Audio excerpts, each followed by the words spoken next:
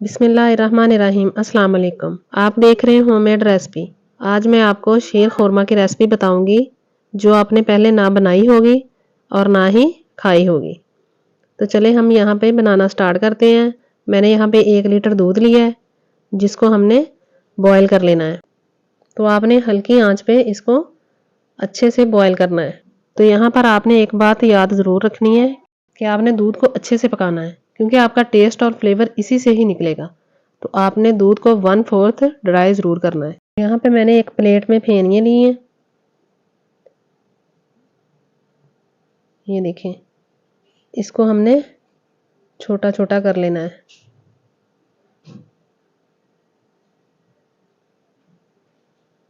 तो इनको मैंने छोटा छोटा कर लिया है।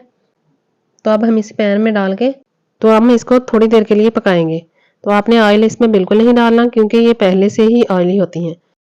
तो यहाँ प्लेट में मैंने कटा हुआ नारियल लिया है, खजूर ली, किशमिश और बादाम लिए हैं।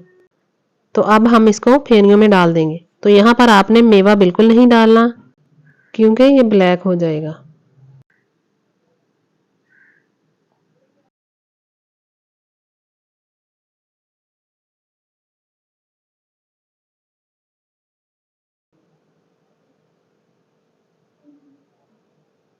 तो अब हम इसको अच्छे से मिक्स करके थोड़ी देर के लिए पकाएंगे। तो आपने इसको ज़्यादा नहीं पकाना, इससे आपका टेस्ट अच्छा नहीं आएगा।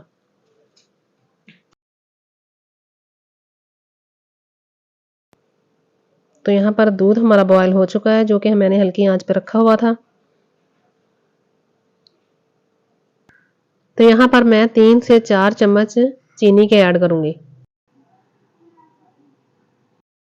तो मैंने चीनी डाल दी है। तो अब हम इसको अच्छे से मिक्स कर लेंगे। तो दूध हमारा 1/4 ड्राई हो चुका है। तो अब हम इसमें फेनियाँ डाल देंगे। तो आपने इसको 1 से 2 मिनट तक पकाना है। तो फिर देखिएगा इसमें से कितनी अच्छी खुशबू आना शुरू हो जाएगी। तो इसको हमने मीडियम फ्लेम पर ही पकाना है।